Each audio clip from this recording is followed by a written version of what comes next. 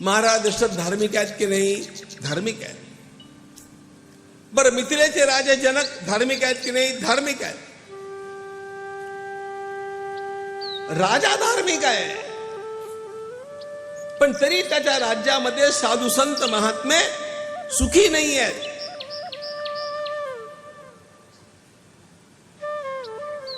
त्यांना आरामशीर लोळण्याचं सुख नकोय, त्यांना त्यांचा नित्यक्रम नीट करता आला पाहिजे.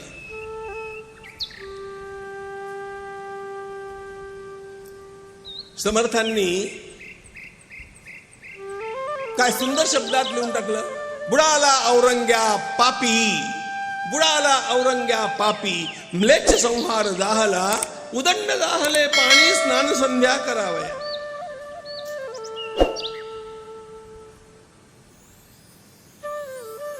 अरे तपस्वी लोकांना काय करायचं असतं? त्यांना त्यांची स्नान संध्या करायची आहे, त्यांना त्यांची देवपूजा करायची आहे, त्यांना त्यांचं अन्निक करायचं, पण ते सुद्धा हे पापी लोक होऊ देत नाहीत.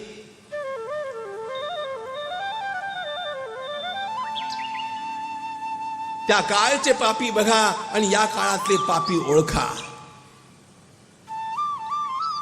छत्रपतींच्या काळात सुद्धा अशाच प्रकारचं आव्हान निर्माण झालं होतं. छत्रपतींनी त्यांना मोडून काढलं. आता प्रत्येक मराठ्याचं हे कर्तव्य आहे की त्यांनी हे आव्हान मोडून काढलं पाहिजे. नाहीतर तो मराठा नाही.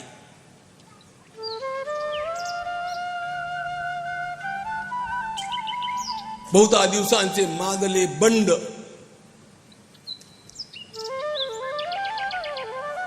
सहा दिवसांचा यज्ञ करायचा आहे त्यांना. अयोध्येचा राजा धार्मिक आहे, मिथिलेचा राजा पण धार्मिक आहे. त्यांच्या बरोबर मध्यभागी असलेला हा सिद्धाश्रम म्हणजे आत्ताचा उत्तर प्रदेशामधला छपरा जिल्हा.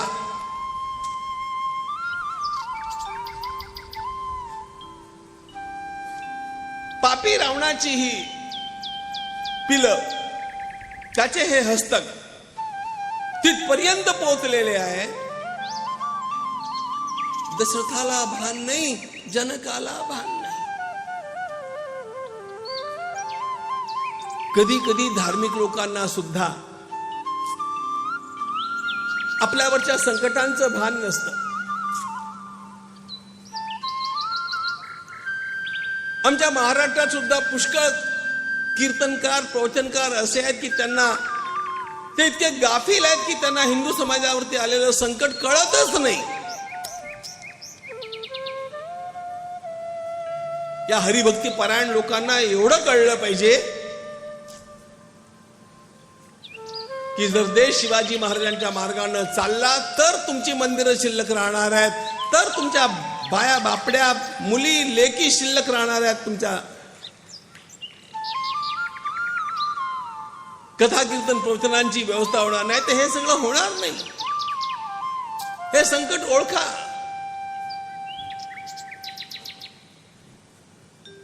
महाराज दशरथ धार्मिक आहे,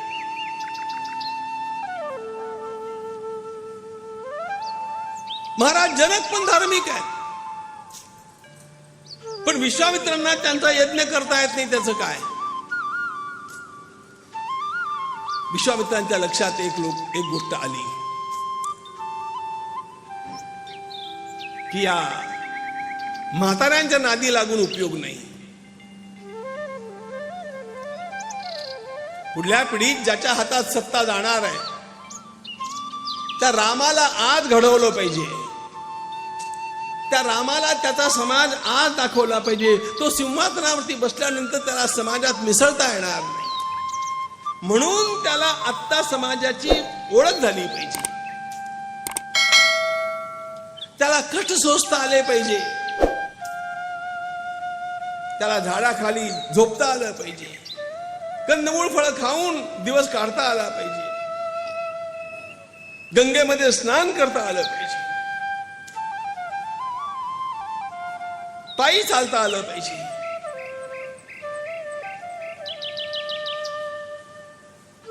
हे राम लक्ष्मणांचं ट्रेनिंग आहे, लक्षात ठेवा.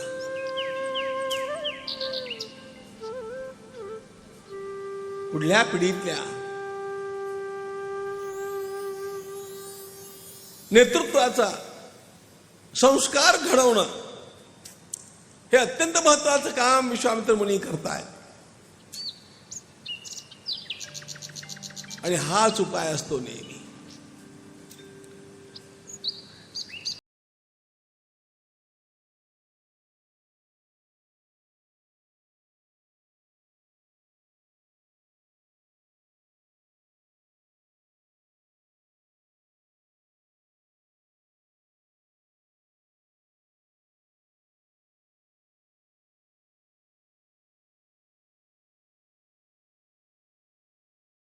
गोष्टी सांगितल्या, रामायणातल्या गोष्टी सांगितल्या, म्हणून त्या शिवाच्या अंतःकरणात वयाच्या 15व्या वर्षी हिंदू साम्राज्याच्या स्थापनेची शपथ घेण्या इतकी मर्दुमकी निर्माण झाली. रुडेश्वरावरती छत्रपतींनी जी शपथ घेतली तेव्हा त्यांचं वय 15 वर्षाचं होतं. आपल्या घरातली 15 वर्षाची पिलावळ बघा कशी असते ती.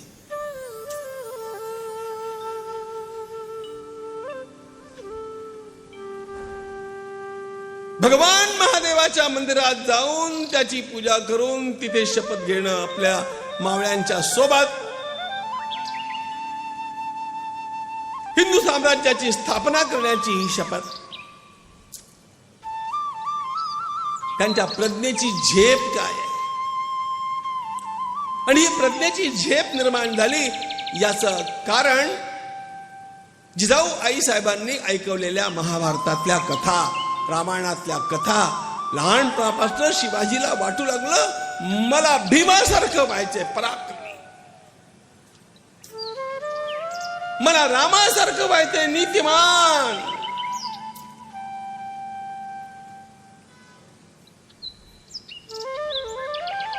हे संस्कार, हेच संस्कार दशरथ आणि कौसल्या माता यांच्यापेक्षा विश्वामित्र महर्षी जास्त चांगलं करू शकतात. म्हणून ते त्या मुलांना बाहेर काढून त्यांना सगळं ट्रेनिंग देतात.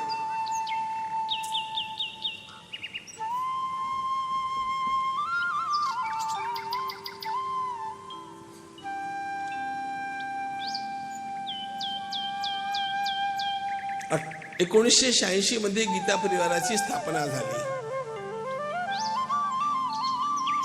1990 मध्ये आम्हाला मुंबईला शिबिर घ्यायचं होतं आणि त्या शिबिराकरता पालकांची जी बैठक घेतली त्या बैठकीमध्ये 1-2 आयांनी काय प्रश्न विचारले, तुम्ही जिथे शिबिर घेणार तिथे एसीची व्यवस्था आहे की नाही. आमच्या कार्यकर्त्यांच्या लक्षात येईल का बरं, एसी नसेल तर आमच्या मुलांना झोपा येणार नाही.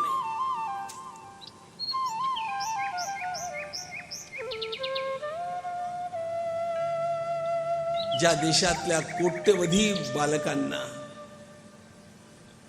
निजण्याकरता साधी व्यवस्था नाहीये, त्या देशामध्ये असेही लोक आहेत की ज्यांच्या मुलांना एसी नसल्यामुळे झोपा येत नाही.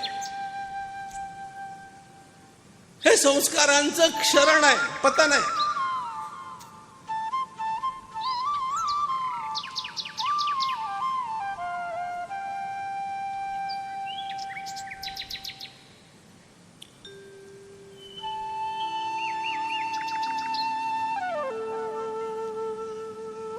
मी कधी कधी छत्रपती शिवाजी महाराजांच्या मावळ्यांचा विचार करतो की त्यांना कोणी एसी दिला असेल.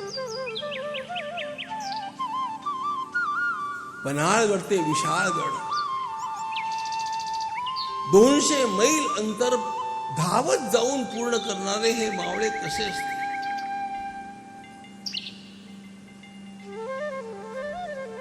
त्यामध्ये 300 लोकांना घेऊन उभा राहणारा तो बाजी प्रभू देशपांडा कसा असेल,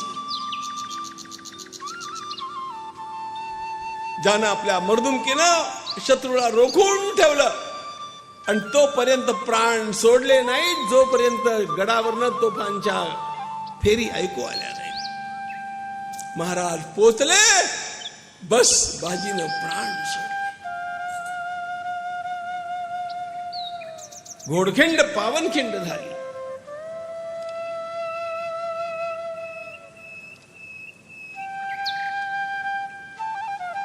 अशा प्रकारच्या कष्टांची सवय असते ना तेव्हा एखादा चायवाला जगप्रसिद्ध लोकनेता होतो.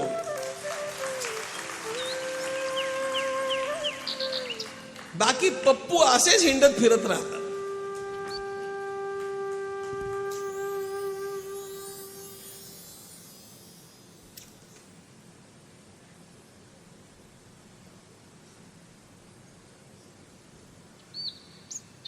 आपल्या डोळ्यासमोर हा विचार पाहिजे, पप्पू पाहिजे की शिवाजी पाहिजे, बस इतका निर्णय.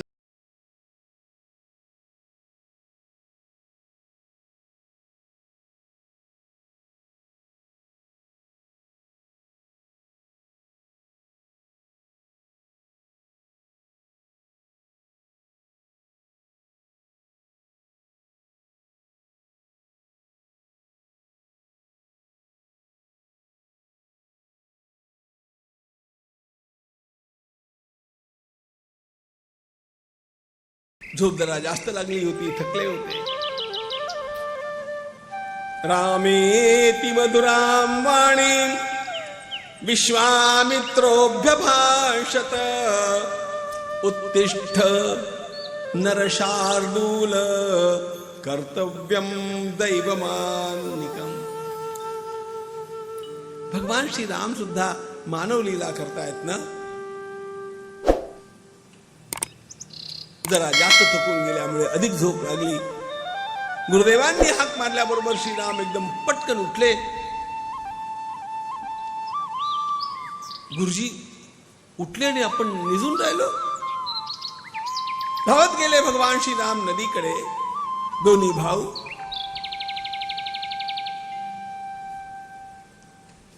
स्नान संध्या करून, भगवान श्रीराम रोज संध्यावंदन करायचे बरं का. लक्ष्मण सुद्धा, सगळे पांडव सुद्धा, भगवान श्रीकृष्ण सुद्धा संध्यावंदन करायचे.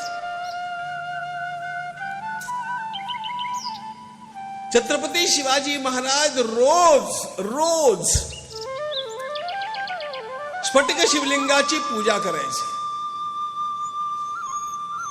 युद्धाच्या धुमश्चक्रीत सुद्धा छत्रपतींच्या सोबत ते शिवलिंग सोबत असायचं.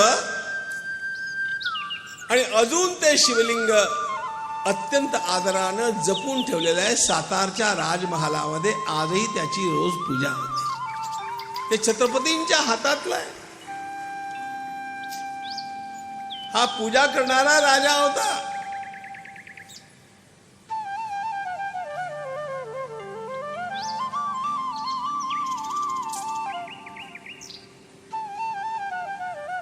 विश्वामित्र महर्षींनी रामाला म्हटलं, रामा माझ्या समोर आसनावरती बस, आचमन कर. मी तुला आज काही विद्या देणार आहे. आणि त्यांनी पहिल्यांदा आज 2 विद्यांचा उपदेश केला, बला आणि अतिबला. आणि हे सांगितलं की रामा, या विद्या ज्याला अवगत होतात, या विद्यांचं जो अनुष्ठान करतो, त्याला भुकेवरती, तहानेवरती आणि झोपेवरती विजय प्राप्त करता येतो. युद्ध करताना नेहमी या 3 गोष्टी आपल्याला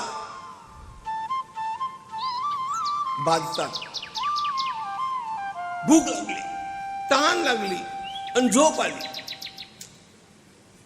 विश्वामित्र महर्षींनी पहिली विद्या शिकवली, ती विद्या ती बला अतिबला.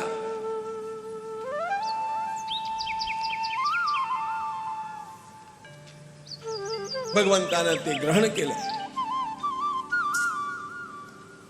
पुढे चालत असताना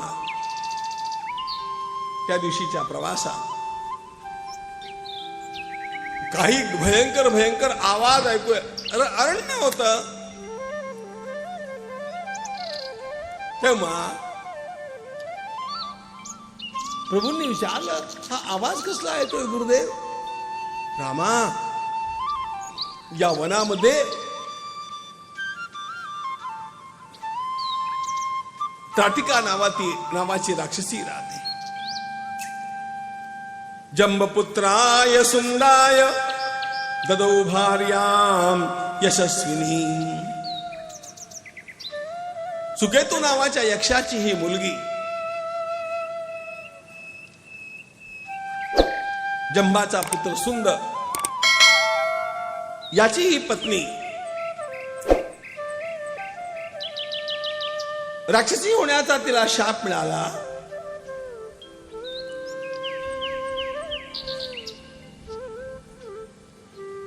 सुंदे तु निहते राम अगस्त्यम ऋषिसत्तमम ताटका सह पुत्रेण प्रदर्शयितुमिच्छति. हे सगळे आतंकवादी आहेत. विनाकारण लोकांना त्रास देणं, लोकांची यज्ञपूजा आदी उपासना बाधित करणं, त्यांना लुटणं, त्यांना मारून खाऊन टाकणं,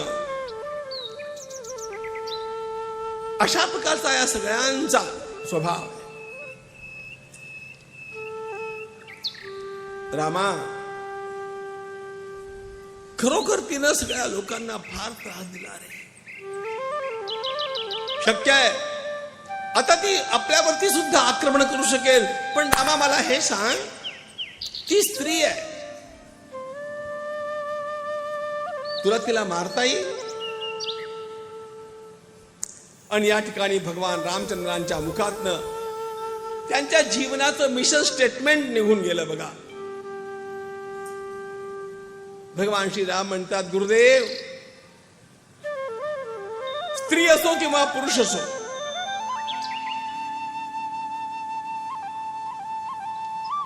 मला बाबांनी एकच गोष्ट सांगितलेली आहे निघताना, आता विश्वामित्र महर्षी जे सांगतील तो तुझा धर्म आहे. आणि त्यामुळे गायी कापणारा, संतांना ब्राह्मणांना छळणारा, मंदिरांचा विध्वंस करणारा, तो कुणी पण असो, सामान्य लोकांना लुटणारा, महिलांच्यावरती अत्याचार करणारा, कुणी पण असो, त्या सर्वांचा नाश करण्याकरता आम्ही आलो आहे. गोब्राह्मण हितार्थाय देशस्य च हिताय च तव चैवा प्रमेयस्य वचनं कर्तुमुद्यतः अनुशिष्टोऽस्म्ययोध्यायां गुरुमध्ये महात्मना पित्रा दशरथेनाहं न्यावज्ञेयं हि तद्वचः. बाबांनी सुरुवातीला तुमच्यासोबत मला पाठवताना आडेवेडे घेतले होते, ही गोष्ट खरी आहे, पण त्यांनी मला सर्वांच्या देखत सांगून टाकलं, रामा, आता तुला तुझ्या आयुष्यामध्ये जे मुनी सांगतील ते करायचं. Nothing else to be done, just follow him, obey हिम.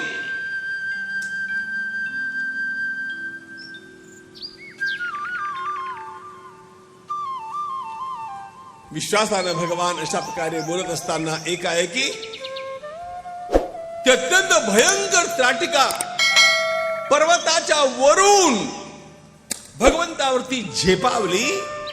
पण तितक्या चपळाईनं भगवंतानं एक बाण आपल्या धनुष्यावरती जोडला आणि सोडला आणि त्या ताडकेला खाली पाडलं.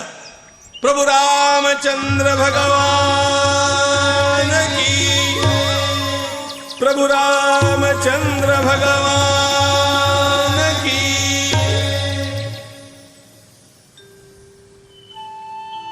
तुम्हाला आश्चर्य वाटेल, आपण प्रभू रामचंद्र भगवान की जय म्हणतो खरे,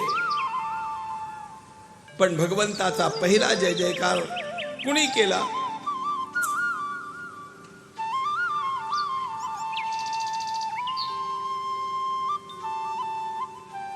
सर्वात पहिला प्रभूंचा जय जयकार विश्वामित्र महर्षींनी केला. साधु साध्वितिका गुस्थम सुराश्चाप्य विपूजयन् तोषिता कर्मणानेन स्नेहं दर्शय राघवे.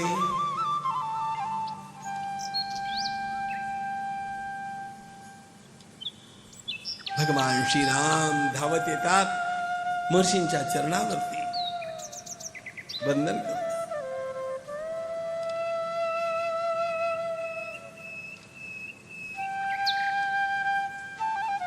इत्युक्तस्ततुतां यक्षीं अश्मवृत्त्या विवर्षिणीं सारुद्धा बाणजालेन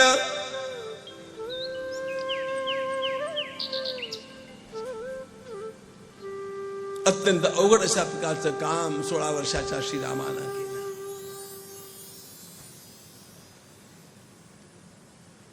तुमच्या भाषेत बोलू का? नारळ फोडला.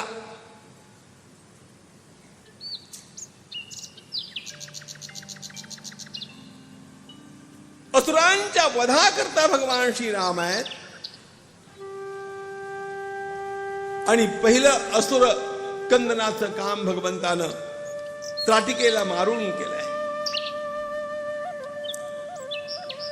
आनंदून गेलेल्या विश्वामित्रांनी दुसऱ्या दिवशी श्रीरामचंद्रांना आणखी काही विद्यांचं दान केलं, रोज नवनवीन मंत्र ते सांगत गेले आणि या मंत्रांच्यामुळे भगवान श्रीराम अजेय होत गेले. अशा प्रकारच्या 54 दिव्यास्त्रांचं दान प्रदान विश्वामित्रांनी या प्रवासात केलंय. आणि 54 दिव्यास्त्र जगामध्ये अन्य कुणाकडेच नाही, ती केवळ भगवान श्री रामचंद्रांच्याकडे आहे. दिस इज ट्रेनिंग. अरे शिष्य अशा प्रकारे घडवावे लागतात. विश्वामित्र महर्षींनी रामचंद्रांना लक्ष्मणाला घडवलं. त्यांच्या लक्षात आलं आयुष्यभर सांभाळलेलं आपलं हे सगळं संचित या बालकांना देणं आवश्यक आहे.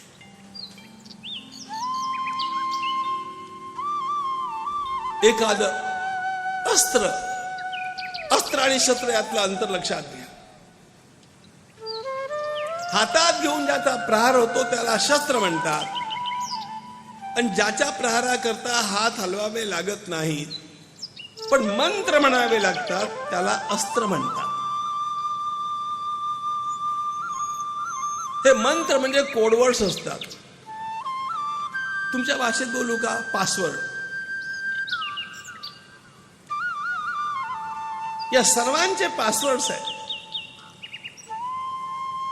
त्याशिवाय ही अस्त्र काम करत नाही. आमचं सगळं मंत्रशास्त्र किलीत आहे. किलीत त्याला कीलक आहे, म्हणजे आगळ लावून खेळा पण लावलाय, उघडता येऊ नये एवढ्या करता. म्हणून असं तसं नुसतं पाठ करून काही होत नाही. त्याच्याकरता सद्गुरूंच्याकडनं नीटपणे त्याचा विधी समजावून घेणं, काही नियमांचं पालन करत, तेव्हा त्या शक्ती आपल्यामध्ये जागृत होतात.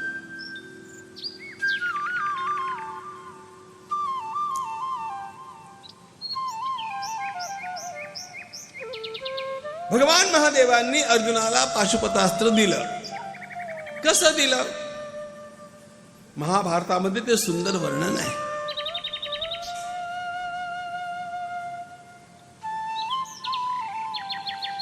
काय हातामध्ये काही धनुष्य ठेवलं की काय ठेवलं, की काही लिहून दिलं की काय केलं?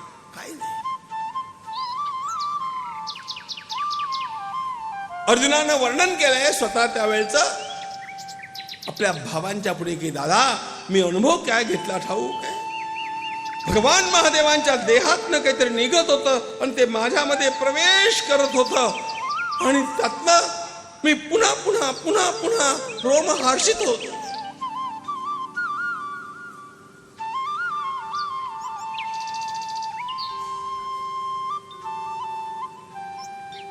ग्रॅडिएशन. उत्तम श्रेष्ठ महात्मा आपल्या शक्तीचं संक्रमण करतो. विश्वामित्र महर्षींनी आतापर्यंत सांभाळून ठेवलेल्या या सगळ्या शक्ती त्या प्रभू रामचंद्रांच्या मध्ये जागृत केल्या. श्रीराम अजेय झाले.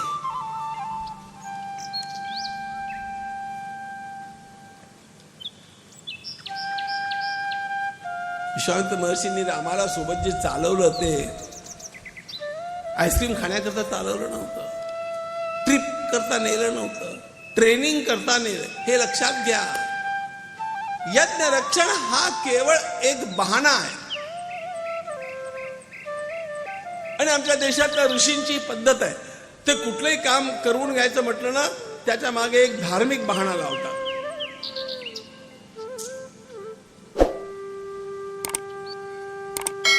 एकादशीचा उपवास काही न खाता पिता करा, त्यानं किती किती पुण्य मिळेल सगळे शास्त्र त्यांनी लिहून टाकले. एकादशीचा उपवास जर खरोखर एकादशीच्या पद्धतीनं केला तर आयुष्यात कधीच कॅन्सर होणार नाही, हे त्याचं खरं कारण आहे.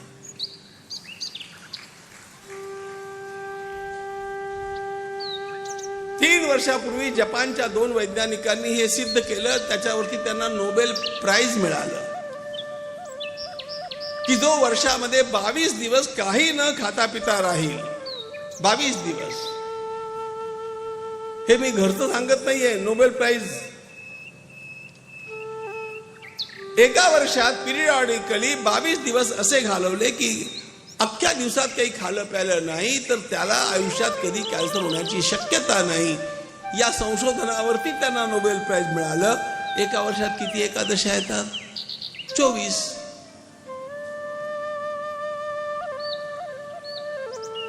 आमच्या ऋषींनी आम्हाला धर्माच्या बहाण्यातनं वैज्ञानिक जीवन पद्धती शिकवली. धर्म म्हटला की लोक आचरण करतात, विज्ञान म्हटलं की बहाणा म्हणतात. एकादशीला बटाटे वडा खाल्ला, एखादा म्हणलं की काय हरकत आहे, पण जो श्रद्धावान असेल तो म्हणलं नाही, पाप लागेल. हाडाचा वैष्णव मुलगा सुद्धा उपवास मोडत नाही. चिकली सवरलेली आणि हुकलेली माणसं मात्र कुठलाही नियम धड पाळत नाही. नियमांच्या पालनाकरता निष्ठेची आवश्यकता असते. त्यातनं शक्तीचं जागरण होतं.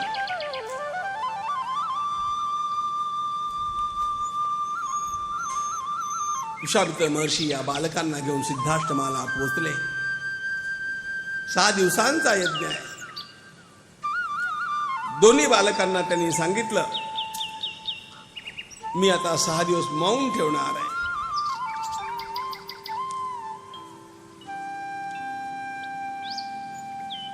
एष पूर्वाश्रमो राम वामनस्य महात्मनः सिद्धाश्रमेति ख्यातः सिद्धो यत्र महातपाः एतस्मिन्नेव काले तु राजा वैरोचनिर्बलिः.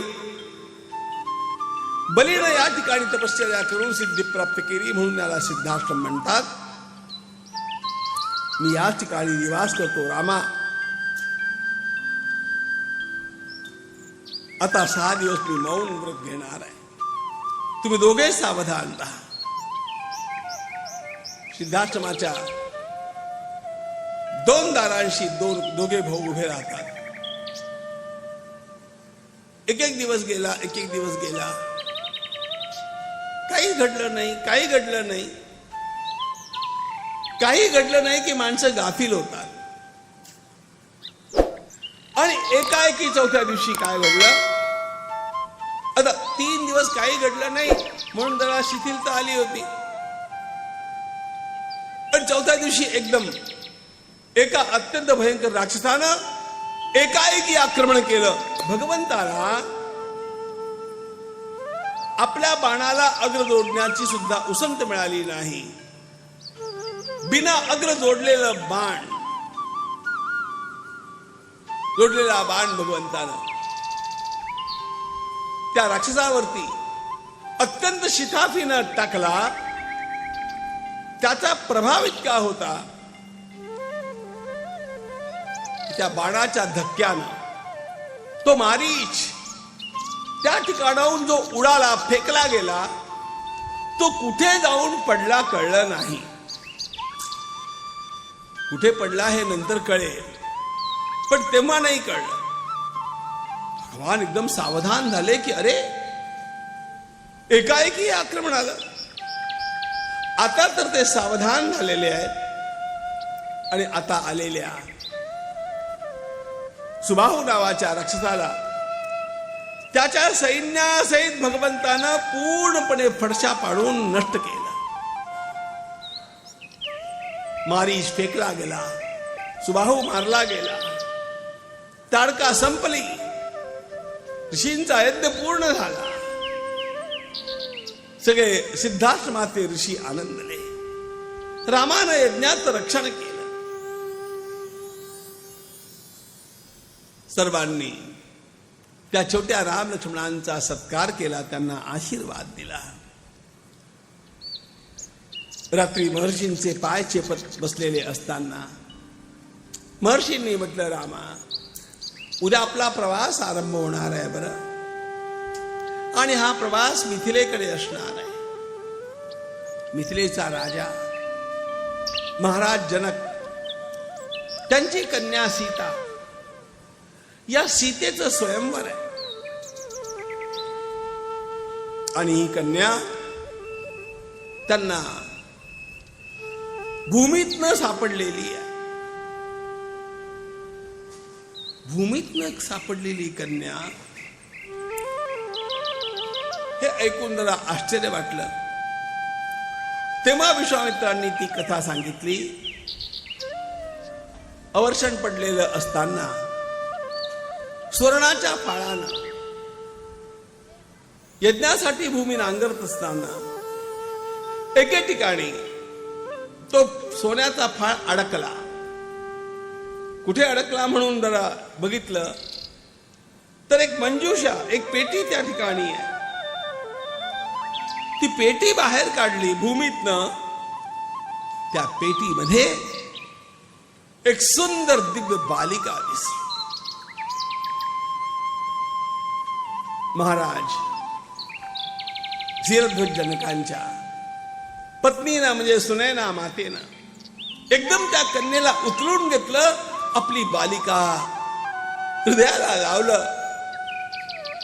नांगराच्या फाळाला सीत म्हणतात संस्कृतमध्ये, आणि त्या नांगराच्या फाळाच्या टोकानं ती सापडली म्हणून तिचं नाव सीता माता की. महाराज जनकांची ती मानस कन्या म्हणून ती जानकी, मिथिलेची कन्या म्हणून मैथिली. जनकांना पदवी आहे विदेह म्हणून ती वैदेही. अशी अनेक नावं भगवती सीतेची आहे. भगवती सीतेच्या स्वयंवराच्या या निमित्तानं दुसऱ्या दिवशीचा प्रवास विश्वामित्रांच्या पाठोपाठ आरंभ झाला. आणि मध्ये साक्षात भगवती गंगेचं दर्शन झालं. गंगेच्या दर्शनासरशी विश्वामित्र महर्षींनी काय करावं? भगवान श्री राम आणि लक्ष्मण या दोघांना थांबवून ती सगळी कथा सांगितली. रामा ठाऊक आहे की गंगामाई जी आली ना, तुमच्या पूर्वजांनी हिला आणलं. हो, महाराज सगळ्यांचा नातू अंशुमान, त्याचा पुत्र दिलीप, त्याचा पुत्र भगीरथ, या सर्वांनी 3 पिढ्यांनी तप केलं, तेव्हा ही गंगा आली. तुमच्या पूर्वजांच्या तपश्चर्येचा हा परिणाम आहे.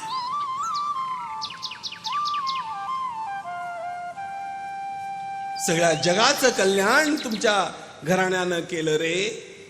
अख्ख्या जगाचं कल्याण तुमच्या घराण्यानं केलं. असं जेव्हा रामाला लक्ष्मणाला पुन्हा पुन्हा विश्वामित्र मुनी ऐकवतात तेव्हा आपोआप त्यांना वाटतं की मला सुद्धा काहीतरी जगाचं कल्याण करायला हवं. या प्रेरणा आपल्या मुलांना द्या. म्हणून त्यांना शिवाजी समजावून सांगा, नरवीर तानाजी काय होता समजावून सांगा, महाराणा प्रताप काय होता समजावून सांगा. महापुरुषांची चरित्र सांगितल्याशिवाय तुम्हाला पुढली पिढी घडवता येणार नाही.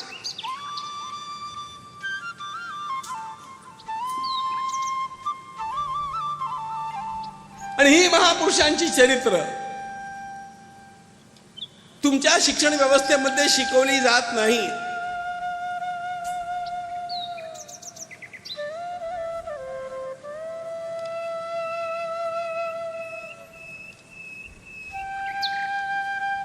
IAS च्या परीक्षेला जे सिलेबस आहे त्याच्यामध्ये जो भारताचा इतिहास शिकवला जात होता त्यामध्ये सगळं मोगलांचं साम्राज्य शिकवलं जात होतं. छत्रपती शिवाजी महाराजांच्या वरती फक्त 40 ओळी आणि सगळे खान, हा खान, तो खान, तो खान.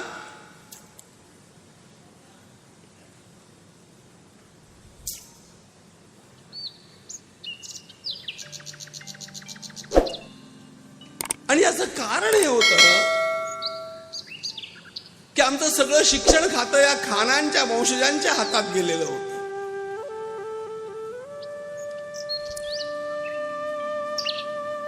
हा जो या भारत मातेच्या गळ्याभोवती पडलेला विळखा आहे ना, हा विळखा सोडवण्याची जबाबदारी या पिढीवरती आहे, लक्षात ठेवा. आणि हा विळखा काढण्याचं सगळ्यात महत्वाचं साधन मताची पेटी आहे, हे पण लक्षात ठेवा.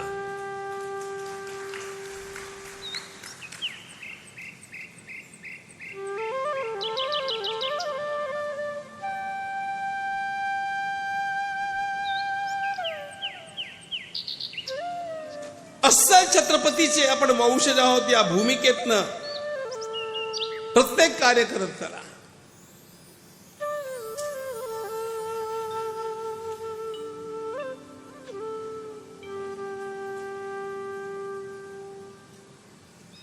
विश्वामित्र महर्षींनी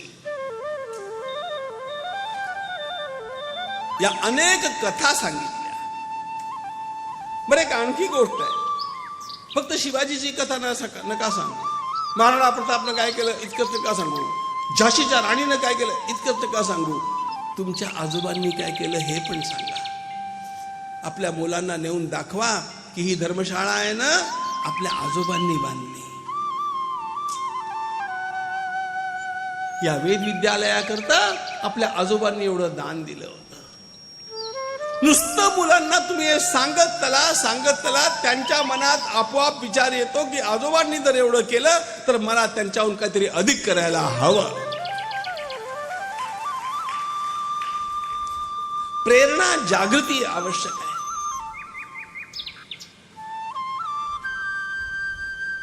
आणि त्याकरता पूर्वजांचा इतिहास आठवणं आवश्यक आहे. ज्यांना आपल्या पूर्वजाचा रोमहर्षक वीरश्रीयुक्त इतिहास आठवत नाही त्यांना भविष्यकाळ निर्माण करता येत नाही.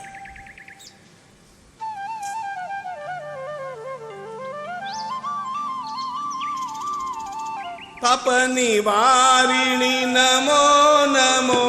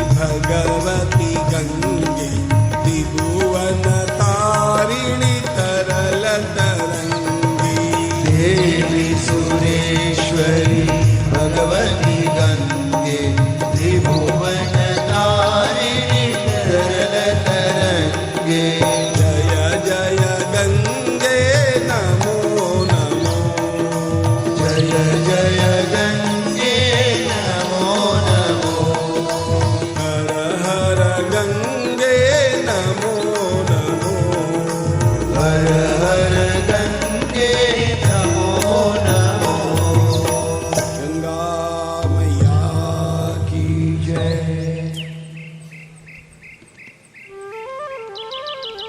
आपल्या देशातल्या एकेका स्थानाशी अनेक प्रकारच्या कथा निगडीत आहेत आणि म्हणून तीर्थांच्या मध्ये फक्त जायचं नसतं, त्या तीर्थाचं महात्म्य ऐकून त्या तीर्थात जायचं असतं.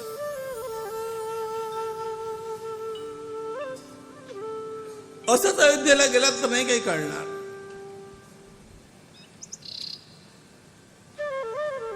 पण अयोध्येतल्या स्थानांचं महात्म्य कळून तिथे गेलात की निश्चितपणे नुसतं अयोध्येला जावंसं वाटणार नाही, नंदीग्रामला पण जावंसं वाटेल.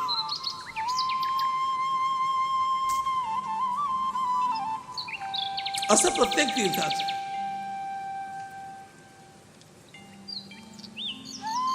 श्रीराम आणि लक्ष्मण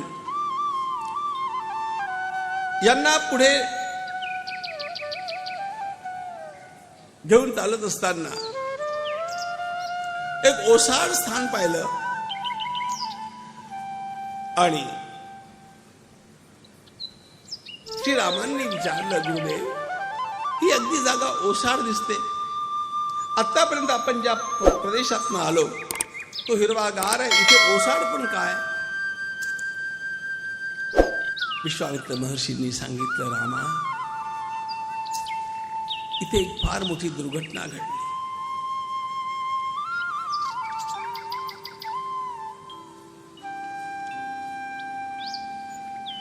महर्षी गौतमांची पत्नी अहल्या अत्यंत सुस्वरूप होती.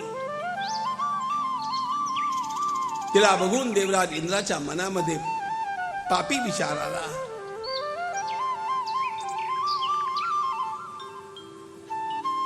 लाल झालेल्या लक्ष्मणानं एकदम विचारलं, गुरुदेव इंद्र तर देवांचा राजा असतो, त्याच्या मनात सुद्धा असा विचार येऊ शकतो?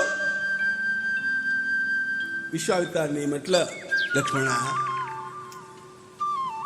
पुण्याच्या बळावरती इंद्रपद मिळतं, पण ज्या प्रत्येकाला इंद्रपद मिळालं त्याच्या चित्ताची शुद्धी झालेली असतेच असं नाही. यज्ञानं तपश्चर्येनं शक्ती प्राप्त होते, लक्षात ठेवा. पण चित्त शुद्ध व्हायचं असेल तर भक्तीच करावी लागते.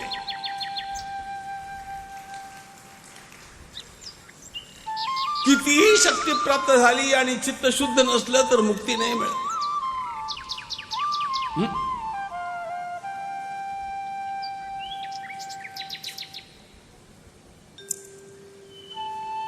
म्हणून नुसतं शनी महात्म्य वाचून आणि संतोषी मातेची कथा ऐकून तृप्त होऊन नका जाऊ. हे सगळं करायचं असतं. हे लौकिक कामना पूर्ण करण्याकरता उपयोगी असतं, ते योग्य पण आहे. पण मुक्ती करता ज्ञानेश्वरीच वाचायला आवश्यक आहे.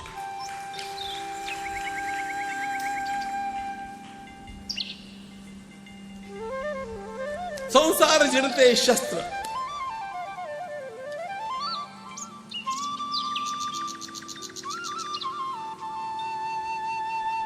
तपश्चर्येच्या बळावरती आणि शतक कर्तू 100 यज्ञ करण्याच्या पुण्याच्या बळावरती इंद्रपद प्राप्त करता येतं.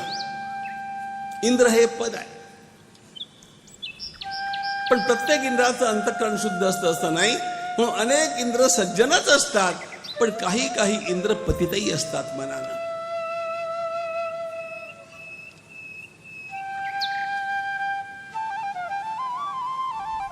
आता हे जे घडलं त्यामध्ये केवळ इंद्राचा अपराध नाहीये.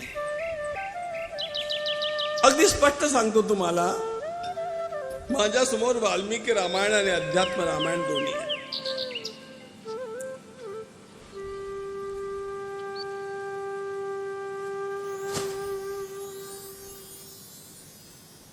महर्षी गौतमांनी अहल्येला,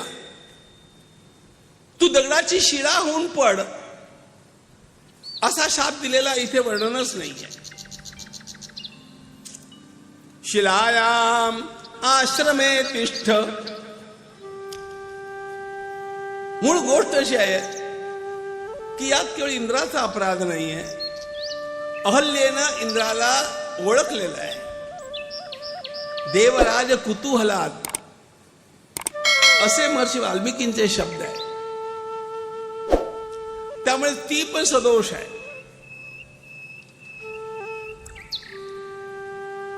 महर्षी वाल्मिकींनी तिला महर्षी गौतमांनी तिला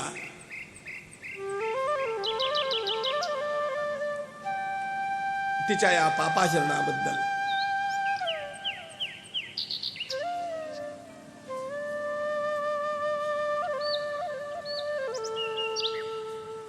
परित्यक्ता म्हणून घोषित केलं. या दगडांच्या मध्ये पडून राहा. शप्तातम निराहारा दिवारात्रम तपः परममास्थिता दृष्ट्वा हल्यां वेपमानां प्राञ्जलिं गौतमो ब्रवीत् दुष्टे त्वं तिष्ठ दुर्वृत्ते शिलायाम् आश्रमे मम.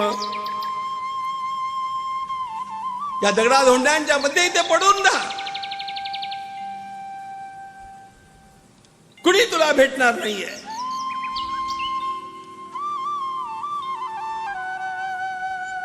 ती दगडबगड झाली नाही, ती परित्यक्ता आहे.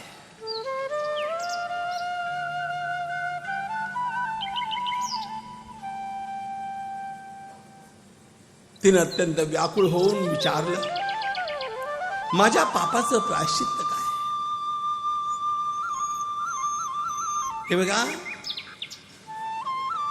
जगात कितीही धर्म संप्रदाय उपासना पद्धती असोत, आर्य सनातन वैदिक हिंदू धर्म सर्वश्रेष्ठ आहे. याचं कारण प्रत्येक चुकल्या मागलेल्या व्यक्तीचं पण त्यानं सहानुभूतीनं विचार केला आहे.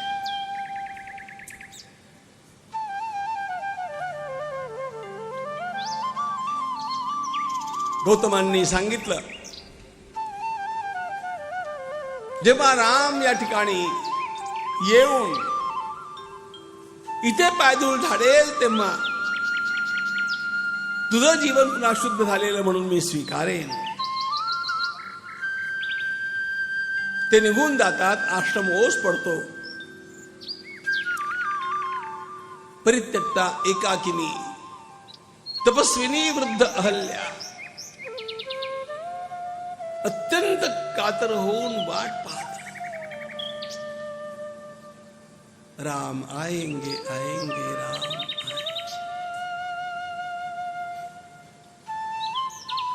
रामाच्या आगमनानंतर तुझा उद्धार आहे हे कळल्यामुळे तिला ध्यास लागला तो रामाचा. आणि एक गोष्ट फार महत्वाची आहे, जर आपल्याला चांगल्या गोष्टीचा ध्यास लागला तर त्यानं चित्ताची शुद्धी आपोआप होते. म्हणून एखाद्या चांगल्या गोष्टीचा ध्यास व्यक्तीला असावा. आपल्याकडे एक म्हण आहे, काशीस जावे नित्य वदावे. काशीला आयुष्यात जाऊ तेव्हा जाऊ, पण लहानपणापासून एक संकल्प, मला काशीला जायचंय, मला काशीला जायचंय, मला काशीला जायचंय, काशीला जायचंय, काशीला जायचंय. हा विचार सुद्धा आपल्या मनाला पवित्र करीत जातो.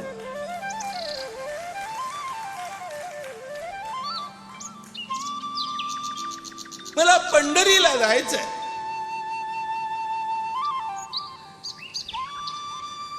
पंढरीचा विचार सुद्धा मनाला पवित्र करतो.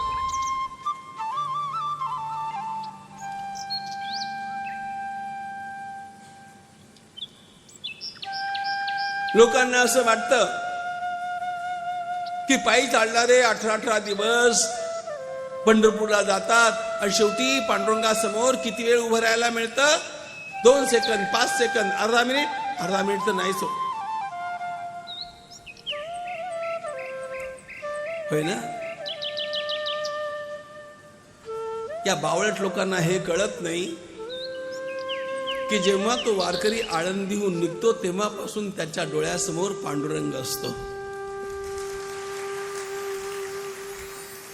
पंढरीनाथा हो माझ्या रुक्मिणीनाथा, पंढरीनाथा हो माझ्या रुक्मिणीनाथा, पंढरीनाथा हो माझ्या रुक्मिणीनाथा, पंढरीनाथा हो माझ्या रुक्मिणीनाथा, विठोबा रखुमाई माझ्या पंढरीनाथा, विठोबा रखुमाई माझ्या पंढरीनाथा, विठोबा रखुमाई माझ्या पंढरीनाथा, विठोबा रखुमाई माझ्या पंढरीनाथा, पंढरीनाथा हो माझ्या रुक्मिणीनाथा, पंढरीनाथा हो माझ्या रुक्मिणीनाथा, पंढरीनाथा हो माझ्या रुक्मिणीनाथा,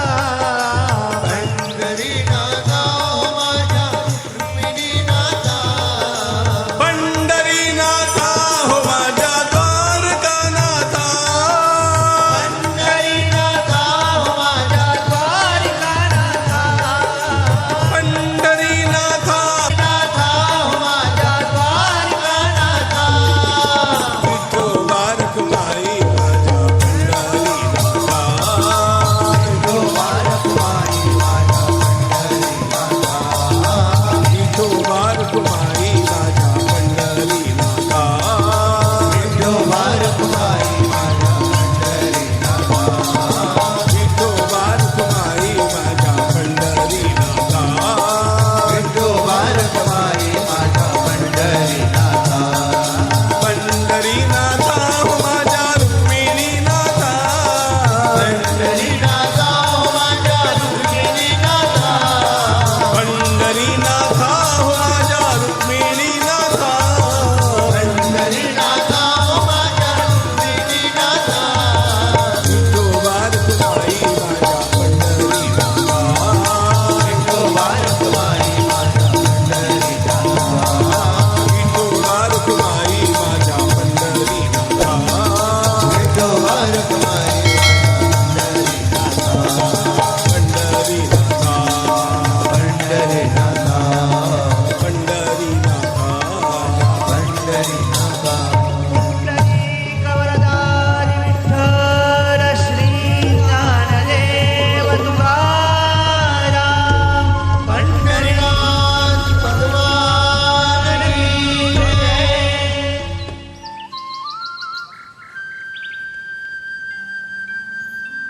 महर्षी गौतमांनी अहल्येला स्पष्टपणे सांगितलंय, तू या ठिकाणी रामाचं चिंतन करीत राहा. रामाचं चिंतन करता करता करता करता एक दिवस असा येईल की साक्षात तो नारायण रामरूपानं या ठिकाणी येऊन या शिळांच्या वरती आपली धूळ झाडेल. तेव्हा तू पवित्र होऊन जाशील आणि मी तुझा स्वीकार पुन्हा करेन.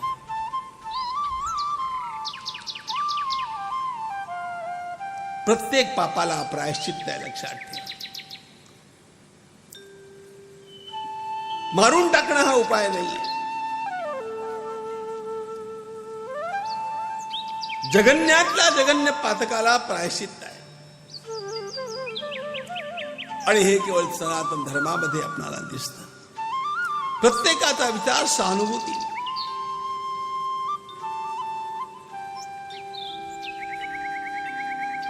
भगवद्गीतेच्या 9व्या अध्यायाच्या शेवटी वाचा की, अपिचेत सुदुराचारो सुदुराचारो सुदुराचारी. सामान्य दुराचारी पण नाही, पाप्यातला पापी, पाप्यांचा शिरोमणी.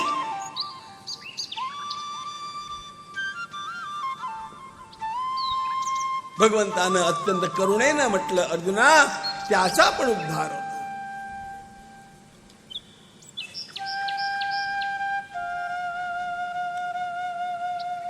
विश्वामित्रांनी म्हटलं, रामा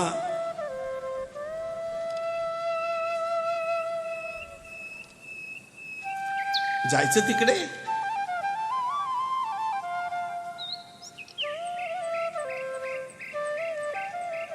आश्चर्याची गोष्ट बघा,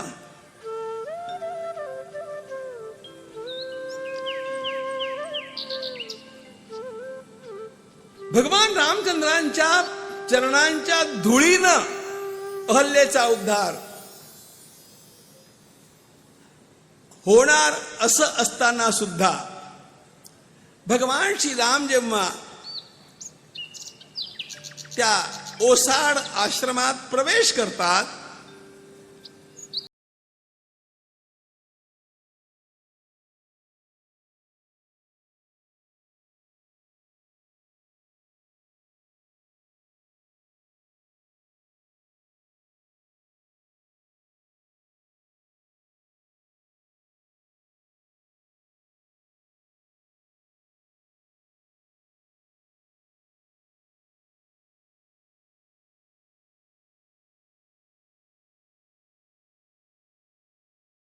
त्या अहल्येनं रामाचं स्मरण,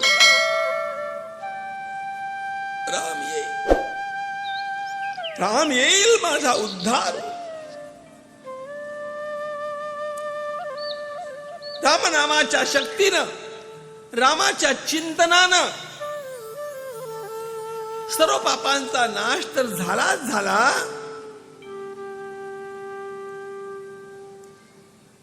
विशेष म्हणजे भगवंतानं आपल्या समोर त्या तपस्विनी अहल्येला पाहिलं आणि लगेच भगवान ओणवे झाले आणि भगवंतानं भगवती अहल्येच्या चरणावरती मस्तक टेकून तिला प्रणाम केला. पादौ जगृहुर्मुदा,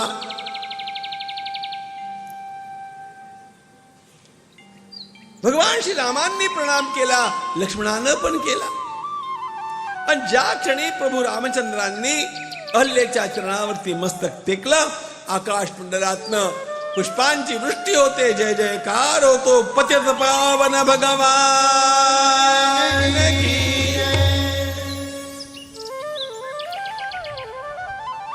पतित पावन भगवान की.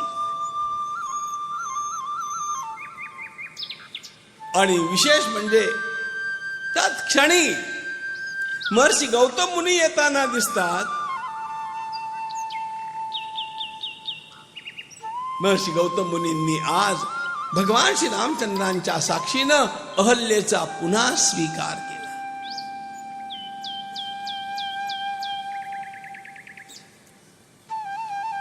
जीवनात पाप घडलं खरं, पण त्या पापाच्या प्रक्षालनाकरता काहीतरी प्रायश्चित्त केलं की त्या पापाचंही प्रक्षालन होतं हे लक्षात आलं.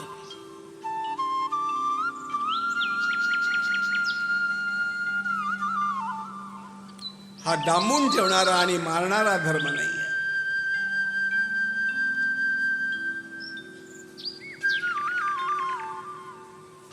पोरींच्या देहाचे तुकडे भरून सुटकेसमध्ये फेकून देणारा हा धर्म नाहीये.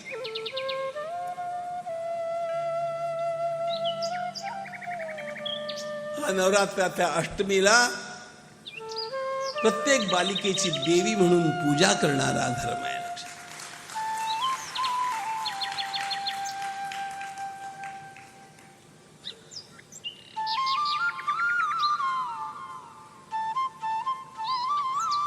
आणि खरोखरी या युगामध्ये प्रत्येक महिलेमध्ये दुर्गा अवतरित होण्याची आवश्यकता आहे.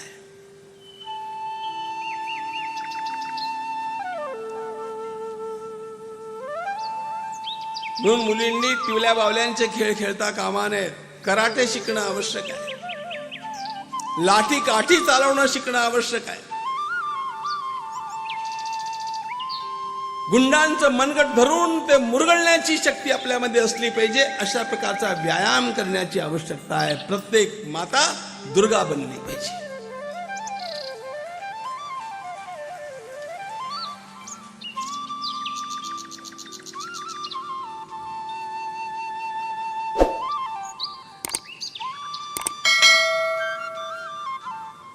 आपल्या जीवनाचं खरं सौंदर्य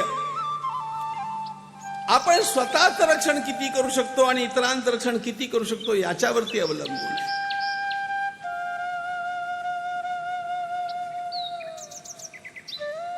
बुंदेलो हर बोलों के मुख हमने सुनी कहानी थी, अरे खूब लड़ी मर्दानी वह तो झांसी वाली राणी थी. आपला आदर्श ती आहे. सगळीकडे मंदिरं बांधून ठेवणारी आमची खरोखरी देवी असलेली अहल्या माता अहल्याबाई होळकर ही आमचा आदर्श असली पाहिजे.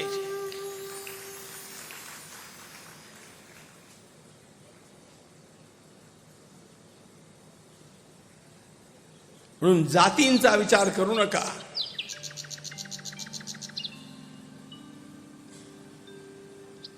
आपली जात आपल्या ठिकाणी जी आहे ती चांगली आहे.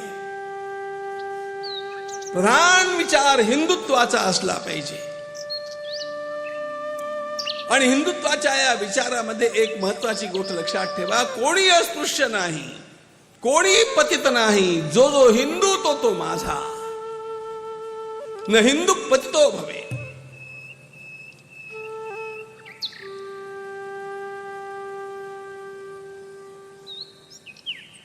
छत्रपतींनी हे जागवलं, स्वामी विवेकानंदांनी हे जागवलं.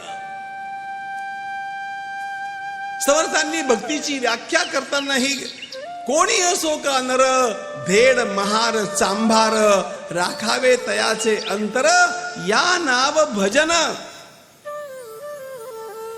याला समर्थांनी भक्ती म्हटलं.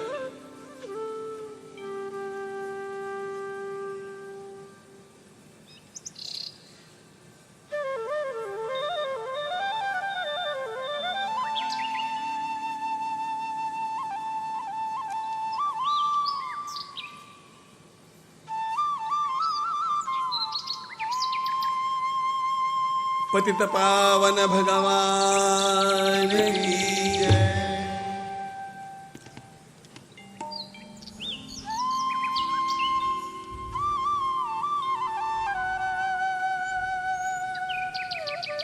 एक आणखी महत्वाची गोष्ट, या आनंदाच्या प्रसंगी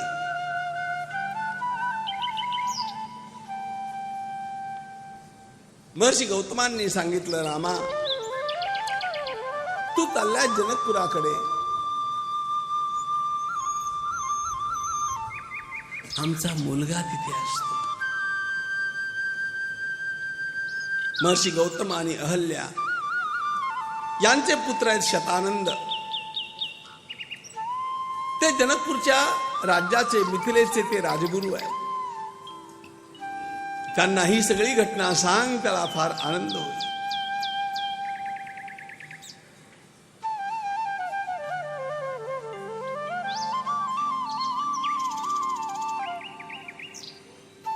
आपल्या आई बाबांचं पुनर्मिलन झालं की त्याला किती किती आनंदाची गोष्ट असते. मुनि तव चरण देखी कहराऊ, कही न सकऊं निज पुर प्रभाऊ. राम सिया राम जय जय राम, राम सिया राम जय जय राम. सुंदर श्याम गौर दो भ्राता, आनंद हूँ के आनंद दाता. राम सिया राम जय जय राम, राम सिया राम जय जय राम. देखी राम छवि को एक कहीं, जो जान की यह बरु आई. राम सिया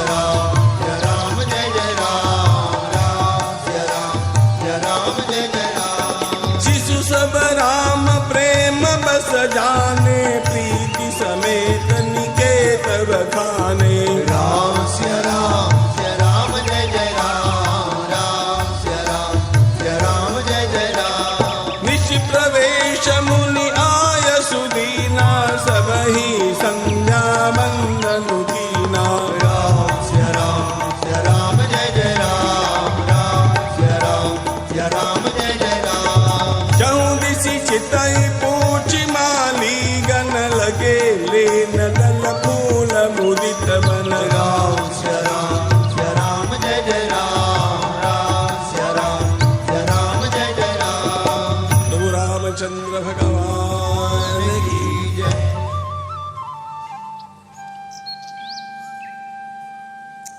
विश्वामित्र मुनींच्या सहित दोन्ही भावांचं आगमन जनकपूरला म्हणजे मिथिलेला झालं. मिथिलेच्या बाहेर असलेल्या एका आमराईमध्ये ऋषींच्या निवासाची व्यवस्था करण्यात आली. बगीचात महाराज जनक स्वतः त्यांच्या स्वागताकरता आले. भगवान श्री रामचंद्रांना बघून ते अत्यंत विह्वल झाले. राम त्यांना खूप आवडला.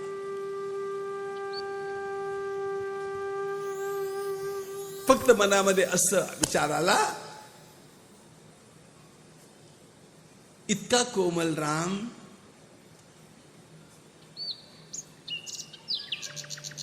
पण मी तर जानकीच्या लग्नाकरता जो प्रण केलाय, शिवधनुष्य उचलून त्याच्यावर प्रत्यंचा जोडणं, त्याला कसं जमायचं?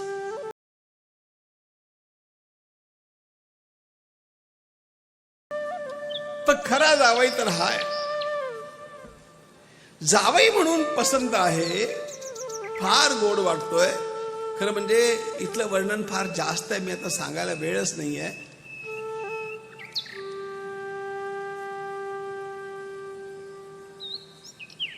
भयू विदेहू विधेहू बिसेखी. भगवान श्री रामचंद्रांच्या दर्शनानं अशा प्रकारचा प्रेमप्रवाह त्यांच्या अंतःकरणात निर्माण झाला की त्यांना आपल्या विदेहित्वाचंच भान राहिलं नाही.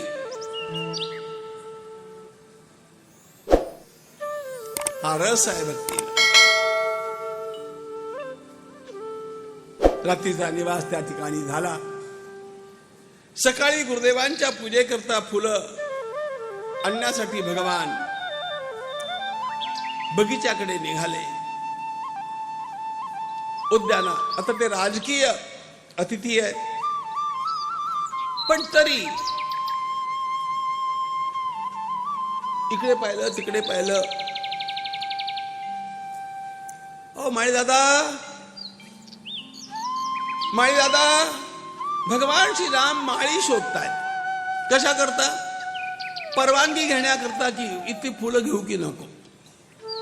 काय राम, पण एवढं कळत नाही.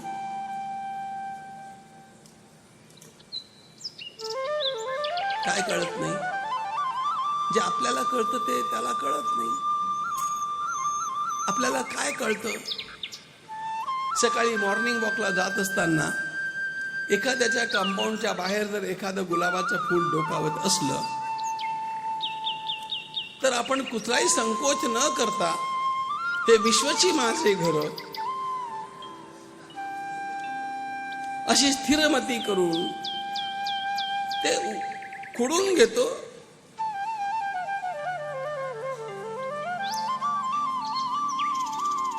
राम आपल्या सारखा नव्हता ना, तो मर्यादा पुरुषोत्तम होता. जी वस्तू आपली नाही त्याला स्पर्श करायचा नाही. माळी धावत आले. रामानं विचारलं, आम्ही फुलं घेऊ शकतो? माळ्यांनी म्हटलं, तुम्ही कशाला, आम्ही आणून देतो की. रामानं म्हटलं, नाही, आमच्या गुरुजींचं काम आहे, आम्ही स्वतः केलं पाहिजे. आणि भगवान श्रीराम आणि लक्ष्मण दोघे पुष्पचयन करतायत त्या पुष्पवाटिकेमध्ये, बरं का. आणि काय झालं, हा रामचरित मानसामधला सर्वात गोड प्रसंग. ते अवसर सीता आई, गिरिजा पूजन जननी पठाई. राम श्री राम जय जय राम. राम श्री राम जय जय राम. ते अवसर सीता आई, गिरिजा पूजन जननी पठाई. राम श्री राम जय जय राम. राम श्री राम जय जय राम. संग सखी सब सुभग सयानी, गावही गीत मनोहर वाणी. राम श्री राम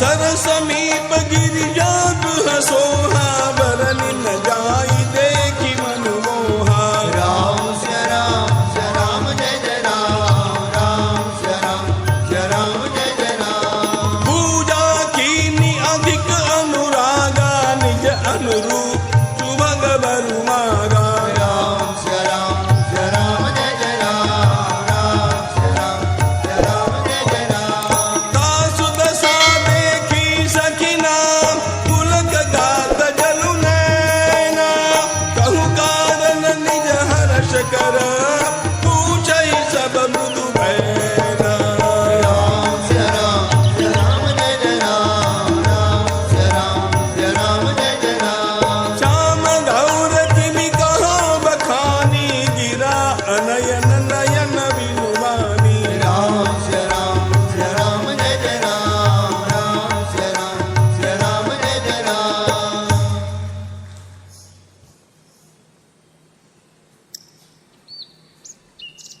भगवान श्री राम आणि लक्ष्मण त्या ठिकाणी पुष्पचयन करतायत आणि योगायोगानं भगवती जानकी त्या ठिकाणी आली.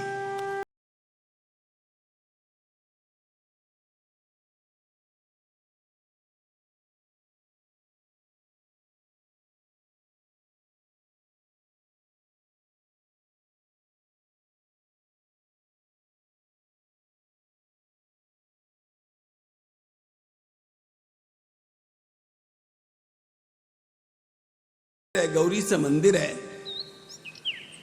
आईनं गौरी पूजेकरता सीतेला पाठवलंय. आपल्याकडे गौरी पूजा फार महत्वाची आहे.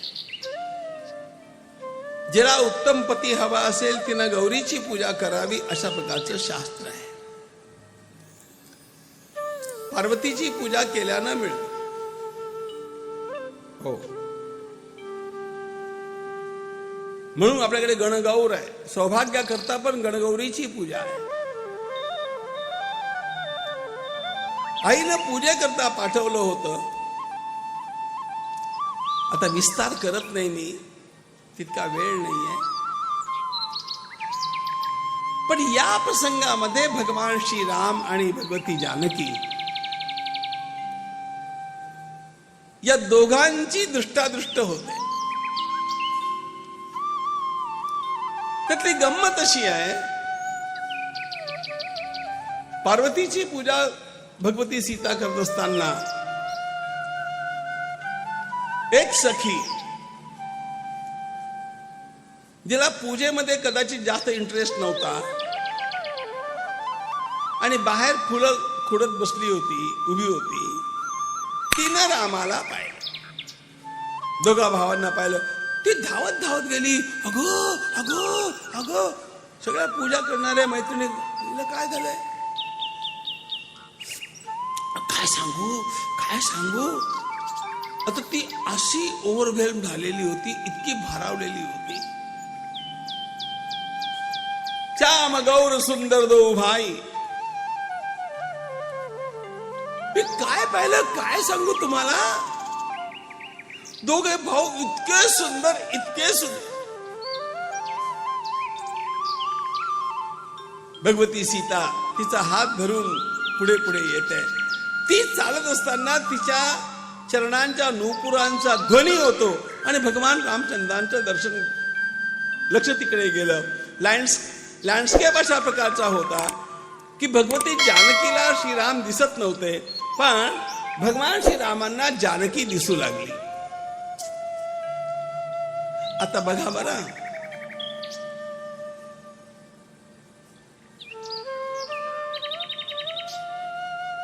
भगवंतानं जानकीला पाहिलं पाहिलं पाहिलं आणि पाहतच राहिले.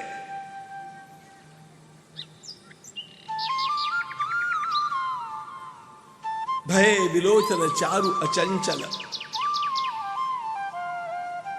देखसी शोभा सुख पावा, हृदय सराहत बचरुन. बघत राहिले. आता दृश्य काय झालं बघा.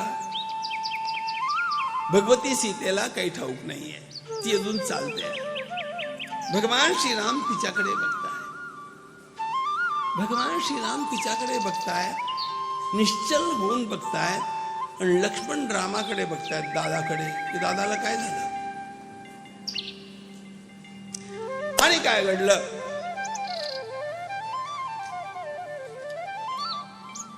चालता चालता भगवती जानकी आणि भगवान श्रीराम दोघांचं एकमेकांशी दृष्टीभेद झाली.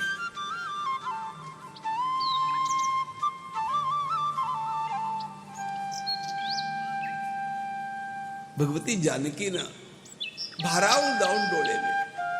तिच्या सखींनी म्हटलं चल आता चल.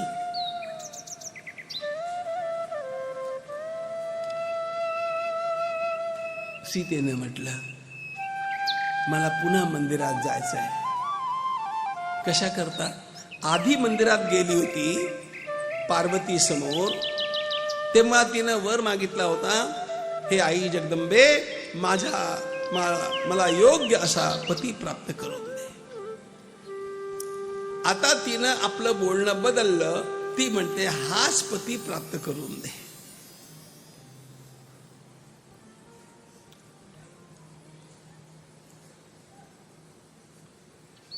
हे कथानक अन्य रामायणामध्ये नाहीये.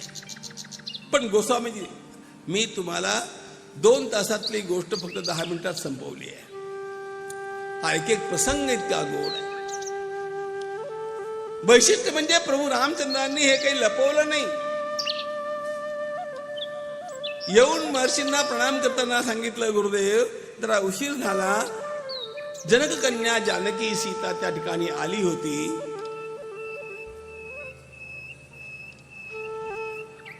जरा मला वेळ लागला. राम लपवत काहीच नाही, मन खुलाय. दोघांनी प्रणाम केला. प्रभूंच्या अंतःकरणात अनुराग निर्माण झाला. लक्ष्मणांनीही प्रणाम करताना वरदान मागितलं की हीच जानकी मला माझ्या जीवनामध्ये माझी वहिनी म्हणून प्राप्त होते.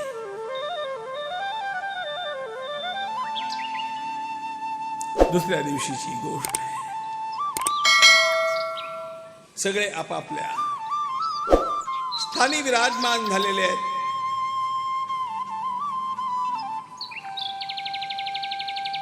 सर्वांच्या आगमनानंतर भगवान श्रीराम आणि लक्ष्मण येऊन पोचतात.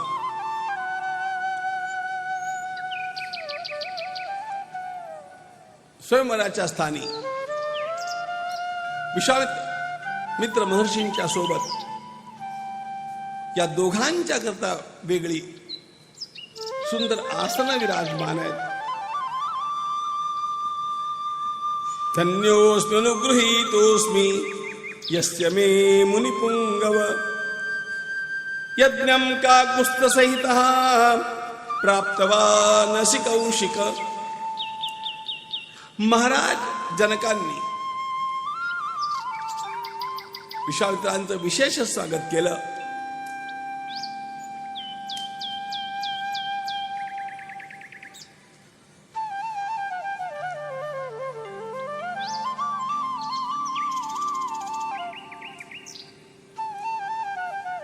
पाचशे सैनिकांनी गाडा ओढत ओढत आणला. 500 सैनिकांनी ओढत आणलेल्या गाड्यावरती ते शिवधनुष्य ठेवलेलं होतं. आणि पण असा होता की या शिवधनुष्यावरती प्रत्यंचा जो चढवेल, प्रत्यंचा चढवणं याचा अर्थ ते शिवधनुष्य उभं करता आलं पाहिजे, वाकवता आलं पाहिजे, दोरी त्याला आवळता आली पाहिजे आणि त्याच्यावरती बाण जोडता आला पाहिजे.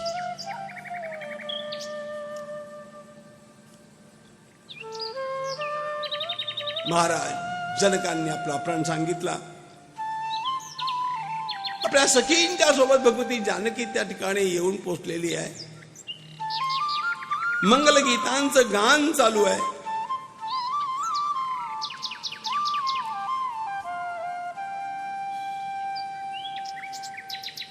महाराज जनकांनी आपल्या प्रणाचा उच्चार केला.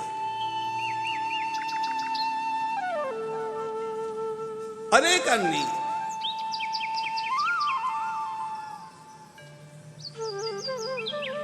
भगवती जानकीच्या प्राप्तीकरता त्या धनुष्याला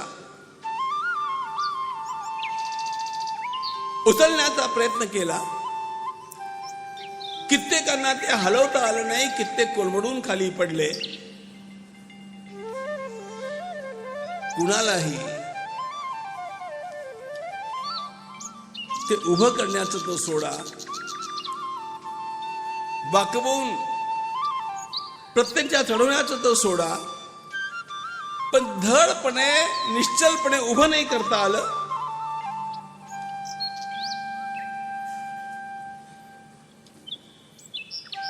भूप सहस दस एक ही बारा, लगे उठावन ठरई नटारा.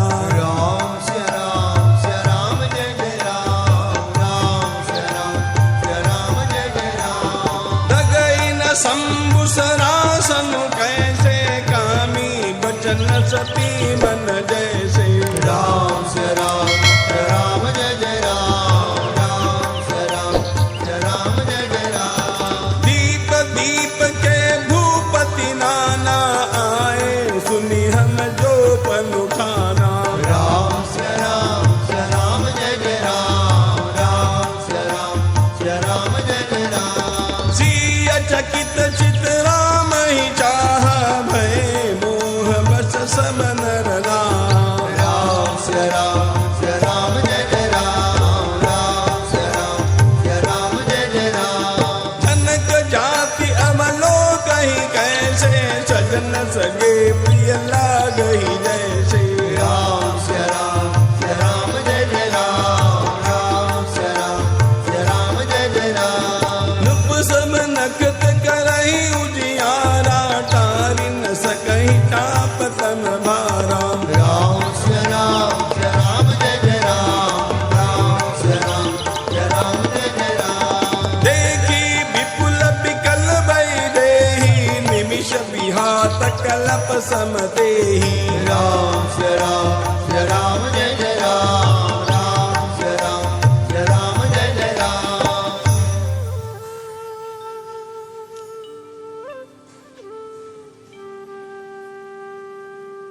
एकेकानं प्रयत्न केला, धनुष्य हलवता येईना. अनेकांनी मिळून प्रयत्न केला, तरी काही करता येईना.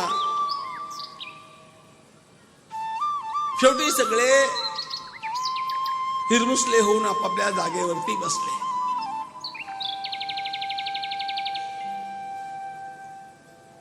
सगळे शांत, चिडी चूप.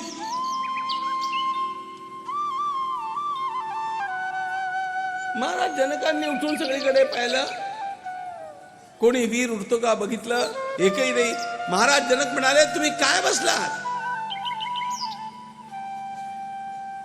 भूमंडलावरती पराक्रमी क्षत्रिय जिवंत आहेत असं लक्षात घेऊन मी अशा प्रकारचा अपहरण केला होता. तुमच्या एकामध्ये दम नाही.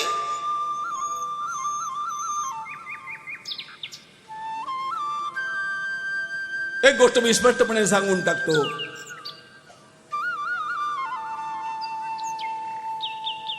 भगवती जानकीचा विवाह केवळ त्या मर्दाशी होणार आहे ज्याला शिवधनुष्य उचलता येईल, त्याच्यावरती प्रत्यंचा चढवता येईल. नाही तर तिथं लग्न न झालं तर परवडेल, पण मी माझी कन्या अशा प्रकारच्या दुबळ्याला देणार नाही.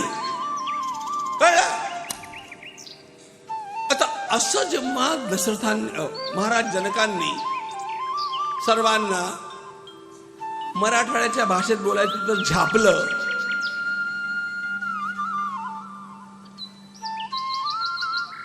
सगळे बिचारे बसून राहिले, एकमेकांची तोंड बघत. करणार काय, बोलणार काय? सरळ आव्हान होता ना, या काय मर्दुमकी दाखवा, उतरा धनुष.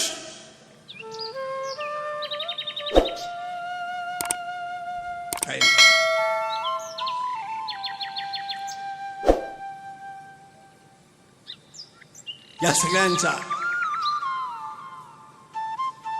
या सगळ्यांच्यावरती राग जेव्हा महाराज जनक काढतायत, सगळे चुपचाप ऐकून घेतायत. एकदम उसळून एक वीर बोलला, महाराज जनक, संभल के बात करना. अयोध्येचे 2 खंदेवीर या ठिकाणी बसलेले असताना तुम्ही अशा प्रकारे सैल जिव्हा सोडून बोलतात. सगळे लोक बघतायत. लक्ष्मण, अरे कसलं धनुष्य आमच्या समोर तुम्ही ठेवलाय? लहानपणी खेळता खेळता अशा प्रकारच्या किती धनुकल्या आम्ही तोडल्या. त्यामुळे तुम्ही आपल्या गमजात राहू नका. अशा प्रकारे जेव्हा लक्ष्मणानं एकदम जनकांना पण झापलं, जनक चुप. बाकी सगळे राजे, हाय कोणतरी निघाला बा आपल्यामध्ये पाणीदार.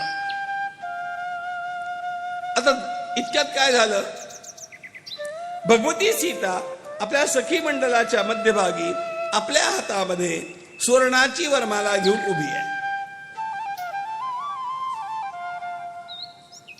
तिनं काय पाहिलं, एकदम लाल बुंद झालेला लक्ष्मण पाहिला. आदल्या दिवशी यांना दोघांना बघितलेलं होतं त्या पुष्पवाटिकेमध्ये. पण हा धाकटा भाऊ एवढा रागवतो तिला ठाऊक नव्हतं. पण तिला बरं वाटलं. पण काय झालं, एकदम रामानं फक्त लक्ष्मणाकडे पाहिलं, लक्ष्मण एकदम चुप. गंमत काय झाली, सगळ्या सभेला जनकानं चुप केलं, जनकांना लक्ष्मणानं चुप केलं, लक्ष्मणाला रामानं चुप केलं. त्यामुळे सगळीकडे चुप चुप झालं.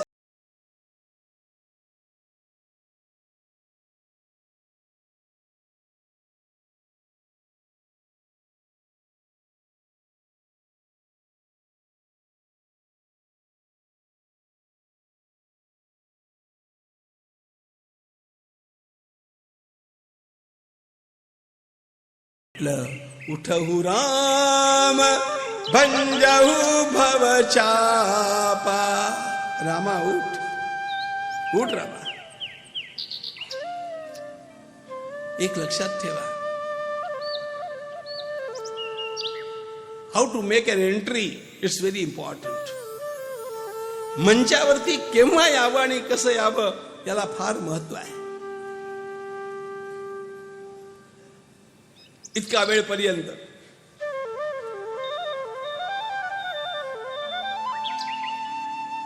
सगळेच त्या ठिकाणी होते. लक्ष्मण उठले नाहीत, राम उठले नाहीत, राम उठणार पण नव्हते.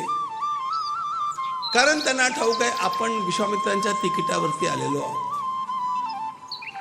I don't have my on independent identity. त्यामुळे ते म्हणतील तसं करायचं.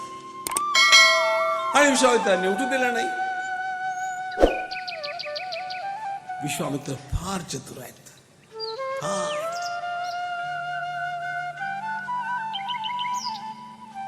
आधीच श्रीराम उठले असते तर सगळ्या बाजार बुणग्यांनी नंतर काय म्हटलं होतं ठाऊक आहे, अरे आम्ही पण केलं असतं, आम्हाला चान्स नाही मिळाला. हा कळलं, रामात एवढं काय भरलेलं आहे, आम्ही पण केलं असतं. म्हणून विश्वामित्राने सगळ्यांना संधी देऊन टाकली, करून बघा बघा. कुणालाही नाही करता आलं, हे सिद्ध झालं. तेव्हा म्हटलं उठहु राम भंजहु भव चापा. आणि श्रीराम उठले. जाऊन त्यांनी ते धनुष्य पाहिलं, एक परिक्रमा केली. भगवती जानकी हाता वरमाळ घेऊन उभी. आता एक गोष्ट लक्षात ठेवा, भगवान श्री रामचंद्रांना नुसतं ते धनुष्य एका ठिकाणी धरलं आणि उभं करता आलं. हाऊ कुड इट हॅपन? हा चमत्कार आहे का? हा चमत्कार नाहीये.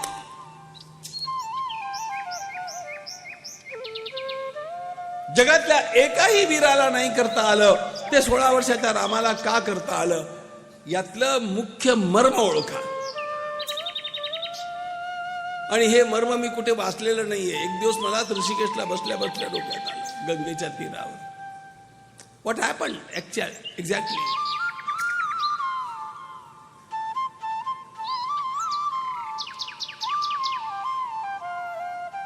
आता हे सांगा, हे धनुष कोणाचं आहे?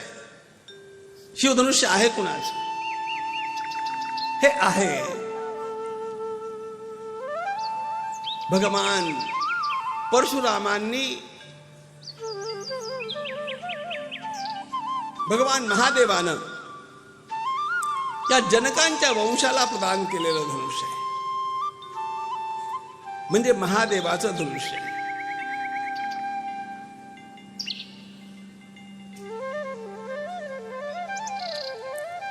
भगवान श्रीराम विश्वामित्रांच्याकडे दिव्यास्त्रांची प्राप्ती करतात. ही दिव्यास्त्रांची प्राप्ती विश्वामित्रांनी कुणाकडे केली आहे? महादेवाकडे केलेली आहे. ज्या भगवान महादेवांनी विश्वामित्रांना सगळी अस्त्रशस्त्र विद्या दिली, त्या भगवान महादेवाचं हे धनुष्य आहे. याचा सरळ अर्थ असा आहे, तुमच्या भाषेत बोलू का? ज्या कंपनीच्या मालाची भगवान श्रीरामचंद्रांना सवय आहे, त्या कंपनीमध्ये बनलेलं हे शिवधनुष्य आहे. त्या फॅक्टरीतलं हे आहे. सॅमसंगचं मोबाईल आणि ऍपलचं मोबाईल आणि आणखी कुठली मोबाईल, या प्रत्येकाच्या कंपन्यांच्या वेगळ्या वेगळ्या शैली असतात. आपल्याला त्यातलं काही कळत नाही असं नाही आहे, पण आपण ती यामध्ये शक्तीची आवश्यकता नाही, त्यामध्ये त्या प्रकारचा माल आपण वापरलाय की नाही याची आवश्यकता आहे. सवय.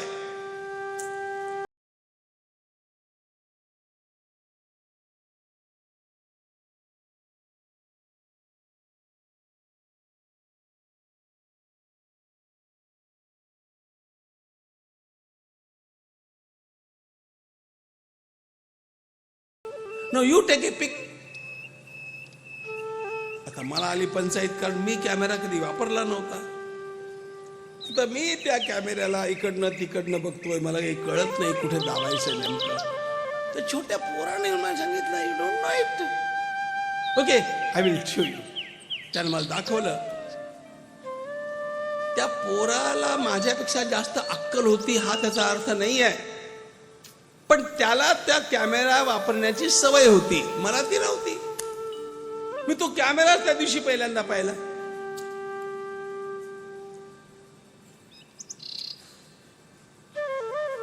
त्या त्या कंपनीचा माल वापरण्याची सवय लागते. तेवढं टेक्निक ठाऊक असायला लागतं. इथे शक्तीचा प्रश्न नाही आहे. आणखी एक लक्षात घ्या. एकदा काय झालं, मी एका खोलीमध्ये अडकलो. प्रवासात आलो, जेवण केलं, पुढे मला निघायचं होतं. विश्रांतीची व्यवस्था एका खोलीत केली होती त्या घरामध्ये. मी तिथे थांबलो. दार आतनं बंद झालं. मला ते उघडताच येईना. मी उठलो खरा. आता मी बघतोय की आता बाहेर जायचं कसं. बर, तिथे जे काही होतं ते जुन्या टाईपचे लॉक्स नव्हते. आता एक गोळा तिथे फक्त होता. मी त्याला ओढला, दाबला, इकडे फिरवला, तिकडे फिरवला, काय नाही. 10 मिनिटं मी प्रयत्न केला. आता ओरडून सांगावं कसं की मला दार उघडता येत नाहीये. बरं, तेव्हा हे मोबाईल नव्हते, तेव्हाची गोष्ट आहे. मी अडकलो. शेवटी शांतपणे बसलो, हनुमान चालीसा म्हटली.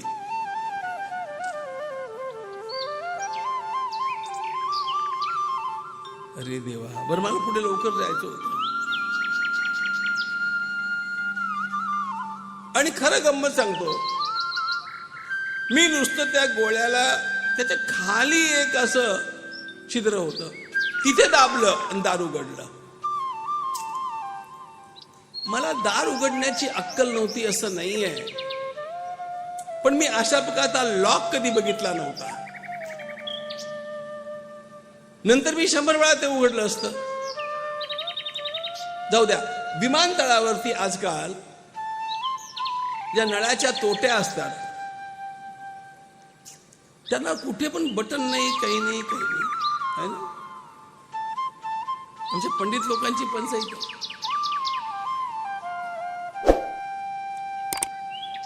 ते सगळं सेन्सेशन वरती चालतं. पहिल्यांदा मी जेव्हा तो प्रकार पाहिला, आता मी त्या तोटीला कुरवाळलं, हिला काय करावं हे मला कळेना. मला चुळे भरता येईना, हाती धुता येईना, पाणीच नाही. मग मी उभा राहिलो. तितक्यात एक जण आणखी आला. मग त्यानं काय केलं ते मी पाहिलं. मग तो हात इतका वरती करायचा की इतका खाली करायचा की इतका पुढे. These are simple things. मला म्हणायचं काय हे लक्षात घ्या.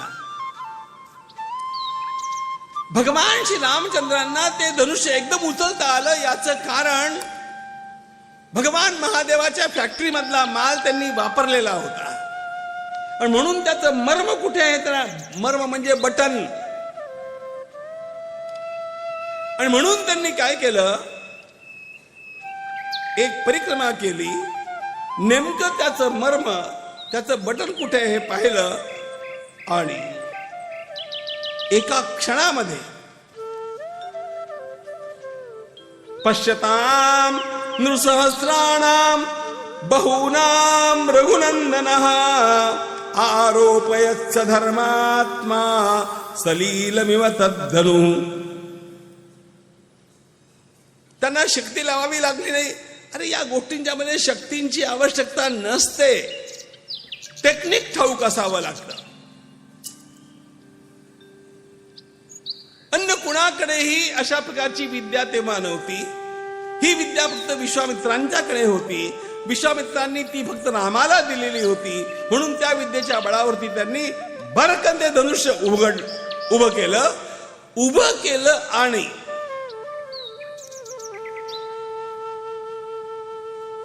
इथपर्यंत काम युक्तीनं झालं. आणि पुढलं काम त्यांनी त्या धनुष्याला प्रत्यंचा चढवण्याकरता नुसतं वाकवलं नाही. तद्बभंज तनुर्मध्ये नरश्रेष्ठो महायशाः. वाकवता क्षणी ते धनुष्य मध्येच मोडलं. शिहत भये भूप धनु टूटे, जैसे दिवस दीप बहु छूटे. राम सिया राम जय जय राम. राम सिया राम जय जय राम. जही छन राम मध्य धनु तोरा, भय भुवन धुनि घोर कठोरा. राम सिया राम जय जय राम. राम सिया राम जय जय राम. जही छन राम मध्य धनु तोरा, भय भुवन धुनि घोर कठोरा. राम सिया राम जय जय राम. राम सिया राम जय जय राम. बाजे नभ गह गहे निशाना, देव मधुना जहि करि गाना. राम सिया राम जय जय राम. राम सिया राम जय जय राम. झांझ मृदंग शंख शहनाई, भेरी ढोल दुंदुभी सुहाई. राम सिया राम जय जय राम. राम सिया राम जय जय राम. तेई छन राम मध्य धनु तोरा. ते धनुष दोन खंड होऊन त्याचे पडतात आणि आकाश मंडळामध्ये देवांनी जय जयकार करायला आरंभ केला. पुष्पांची वृष्टी आरंभ झाली आणि त्या अत्यंत आनंदाच्या क्षणामध्ये भगवंताच्या गळ्यामध्ये भगवती जानकीनं माल्यार्पण केलं. सियावर रामचंद्र भगवान की जय.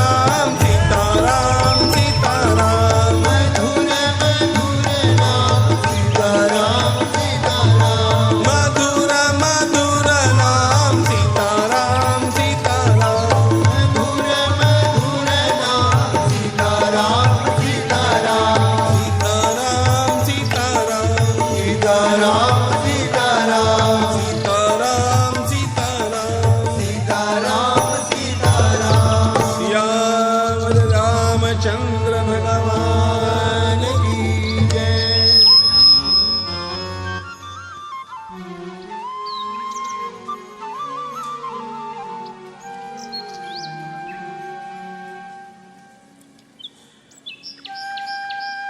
उद्या सकाळी 8 वाजता शिवप्रताप ग्रंथाचं सामूहिक पारायण श्री साईबाबा मंदिर सभागृह महेशनगर सेलू या ठिकाणी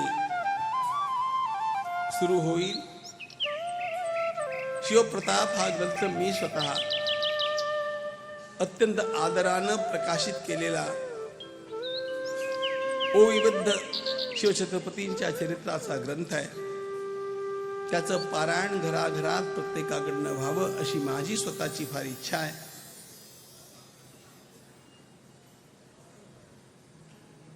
पारायणाकरता ग्रंथ पारायणाच्या स्थळी उपलब्ध असतील. नाव नोंदणी करता धर्मश्रीच्या प्रकाशन कार्यालयामध्ये संपर्क करावा. वेळ सकाळी 8 ते 10 अशी राहील. ज्या लोकांना उद्या सकाळी गुरुमंत्र दीक्षा घ्यायची होती, ठरलेलं होतं, त्या सर्वांना ती परवा मिळेल. उद्या सकाळी काही साधू संतांच्या एका अत्यंत महत्त्वाच्या बैठकीकरता मला जाणं आवश्यक आहे. म्हणून गुरुमंत्र दीक्षा परवा सकाळी.